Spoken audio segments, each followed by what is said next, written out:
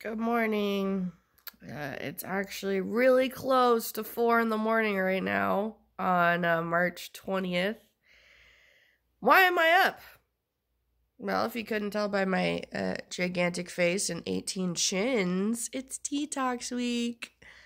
I have these good intentions of showing you guys like what I look during detox and what I look like after detox. But it just doesn't really work out during the after, I suppose. So here's another great video of me on detox. You thought I didn't have eyebrows before. Or eyelashes. My favorite update of them all. I have a couple. I have like one really long blonde one, but no one can see it. I can see it. So kind of a lot, kind of not a lot happened between the last time. There was like a week of nothing and then a week of everything. So last time was the whole blood draw, Sunday, blah, blah, blah situation. So then that next Monday, my doctor calls me and he's like, your blood counts are really low. And I was like, yes. And he was like, no, they're like really low. And I was like, okay. And he was like, I just wanted to check in and make sure you're feeling okay. And I literally said, yeah, no, I'm feeling fine. And he was like, what? And I was like, I mean, no worse than normal, but I'm feeling just the same. Like, don't really know what to tell you. I feel like shit all the time. Like, no offense, do you forget the amount of chemo that you're giving me, but whatever. So then he goes on and he's just like, be really careful. And, you know, obviously your blood counts are low, so we don't want you going out, blah, blah, blah. And then he literally said, we're worried about your risk for infection.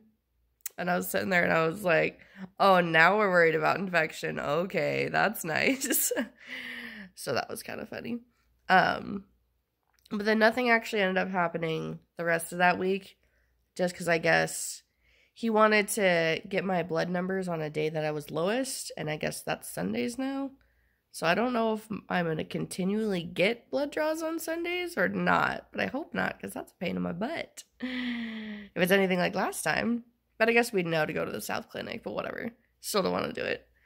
So I'm not sure, like I said, if the rest of mine will continue being on Sundays. But anyways, so nothing ended up happening that week. And then the next week was chemo week. So I actually just got out of the hospital Monday. Today's Wednesday, early in the morning. So when it ended up happening in the hospital, round 5 of chemo, you know, do my outpatient chemo, whatever, no big deal. They access my chest port because I have the chest port, remember, that supposedly works. Emphasis on supposedly. So remember I was telling you guys that they couldn't get a blood draw and that I had to come in early to get that one blood clot buster, whatever they called it. Started with a T, don't remember. So I went in early, got that thing, but it needs like 45 minutes or something to sit. So they just gave it to me and then took blood out of my arm, which whatever. I've been poked every single day since my diagnosis. Anyways, who cares? It's just a needle. Meh. So we go ahead, get blood, whatever, have my doctor's appointment, get a blood draw, everything's fine, do outpatient chemo, blah, blah, blah.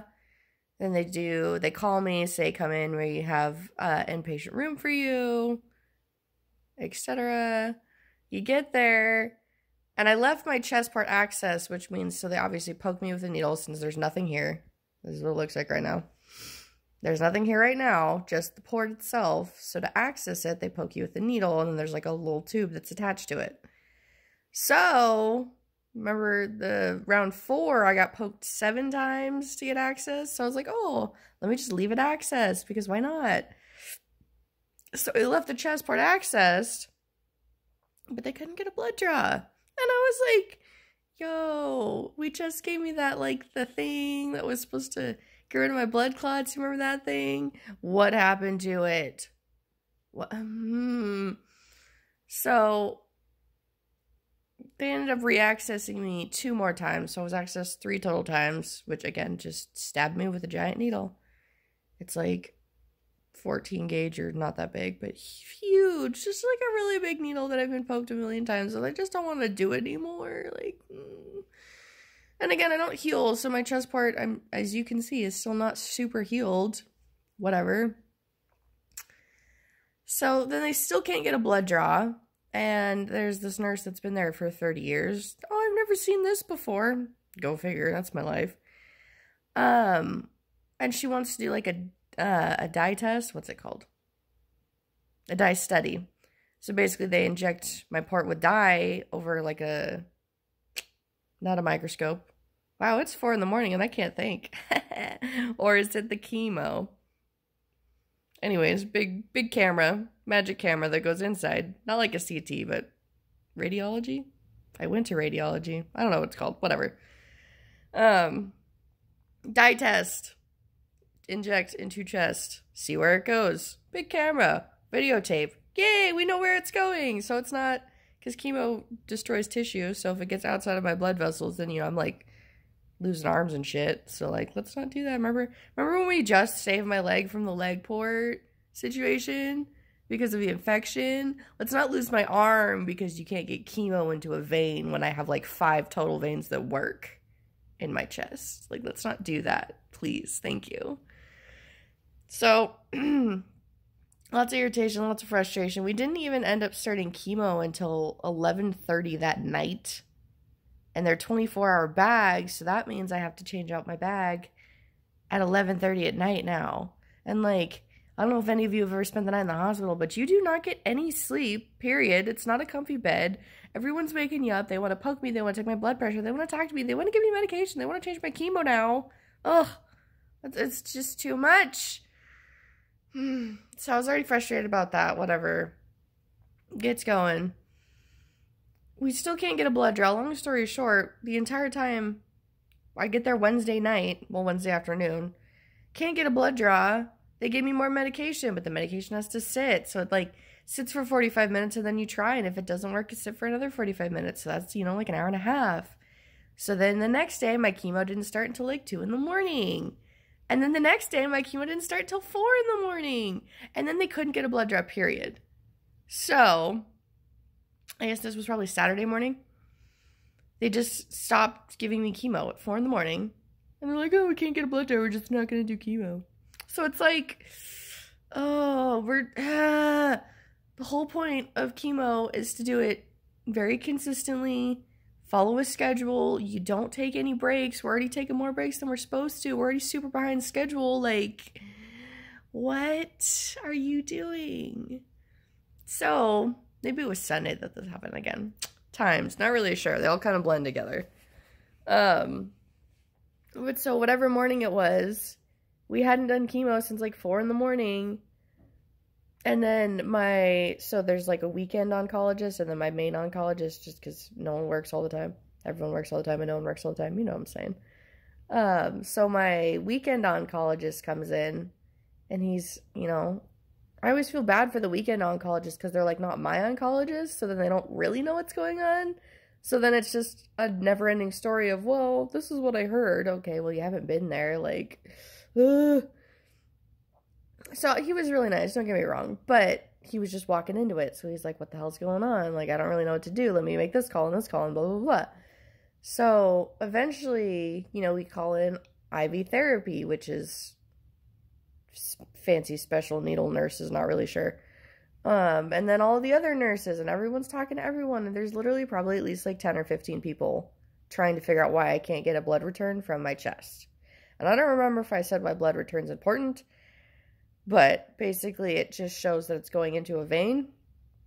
They were thinking there are a couple reasons that it could not be getting a blood return. One is because, remember they tried to go on this side and it was blocked, so they had to go my chest part on this side, which is a smaller vein. So they're thinking, one, it's a small vein, so every time you like pull back on a blood draw, you suction cup it closed, so there's no blood because it's suction cup closed, which irritates the vein and puts more pressure on the vein. Let's not ruin the 5 chest veins that I currently have, please and thank you. Another thing is just blood clots in general. Another thing is the valve. that sometimes, I guess, since, again, it's a smaller vein, it just grows like a mucus cap or something, which is what the blood clot booster was supposed to do, was just supposed to dissolve it, but that's probably not the issue right now, clearly, because every time they give it to me, so when they were giving me the blood clot medicine, it was helping a little bit, but subsequently every single time it got less and less. And they also told me that it's supposed to just be like a one and done. You're only supposed to need it once, and I had it like 5 times. And I was sitting here and I was like, why is this my life? So anyways, Sunday morning, it's probably like, after getting all the IV nurses in and talking to a million people and phone call after phone call after phone call, it's probably about noon now. So we hadn't done chemo since 4 in the morning. So what's that, like 6 hours? And they finally get me down to IV therapy to do the dye study. And it's just me being wheeled around. And I'm like, no offense, super irritated at this point where I'm like, you guys are not the ones that have been sitting in the hospital for the past couple days. And you are not the ones that are currently waiting. The only way that I get out is for this to be done. So the longer it takes is the longer I sit here, feel like shit, get more poison pumped into me, more needles, more dyes, more nurses, more doctors. Like, can we just not? Please? So, and again, everyone has been more than nice, but it's just, I have all this frustration that I can't place anywhere, because I'm a strong believer in, like, it's not this specific person's fault as to what's happening, so I'm not going to yell at them. I'm not going to be mad at them, but the situation itself is so bad. It's deteriorated so bad. What are we doing? We're not even giving me chemo anymore. We're literally just sitting in the hospital racking up thousands and thousands of dollars just chilling. Like, no. You got shit to do. I got shit to do. Like, let's not do this.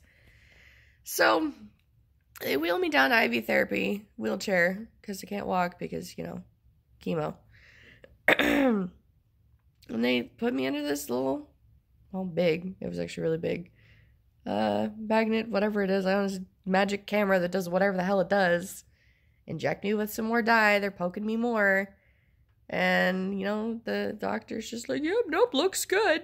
And it literally probably takes like 10, 15 minutes. And I'm like, hooray for peace of mind, but first of all, we should have done this Wednesday when the nurse, who'd been here for 30 years, said we should have done it because she was concerned. We should listen to her. She knows what she's talking about. Thank you. Second of all, it was a Wednesday then. It's Sunday now, so then we also had to wait in for the radiology team to get called in, which I don't know if I said. So that was just more time waiting for people to get called in when they were there on Wednesday. We could have just done it then, but whatever. So we go back up and they're like, yeah, no, it's fine. We're just going to change protocol now. And I was like, okay, great. So whatever. I don't even care. Kind of care a little bit. I'm a little pissed off because, again, you can't get blood from my port. So every single time I go in to get a blood draw, I have to get an IV. Yeah. Do you know how many times I've been poked? I was thinking about this the other day. Maybe it was yesterday. I don't remember. I think I've literally been poked since I got my cancer diagnosis 5 times a week. And I'm not even joking. That might even be a low number. 5 times a week. Almost every single day have I been poked with some kind of needle or gotten some kind of biopsy. And it's just, we're so close to being done. This is 5. I just finished 5 of 6. And it's going to be 6. I'm going to lose my shit. But it's just like, I'm so tired of this. And just get it done and get it over with. And like, ugh. In the beginning of round 5, since I wasn't getting a blood draw, we were talking about doing another PICC line, which was that one where I couldn't sit above 20 degrees. And I was like, just do it so I can just get chemo and just be done. Like, I don't even care about scars. I don't even care about needles. I don't even care about being poked right now. I just care about getting chemo and getting done. Like, I have no dignity left. What do I do? So, we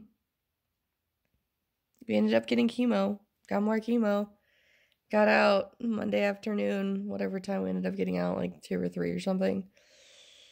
And I mean, it was nice to have peace of mind that, yes, the chemo was technically going where it was supposed to. And, like, yes, my vein kind of half works. But it's still just the never-ending saga of Kess the Cancer Slayer and what the fuck is gonna go wrong next. So, today is technically day 2 post-chemo, but like I said, it's 4 in the morning. So, we're just starting day 2. I am round, I am plump, I hurt. So, stay updated, stay excited. Round 5 done!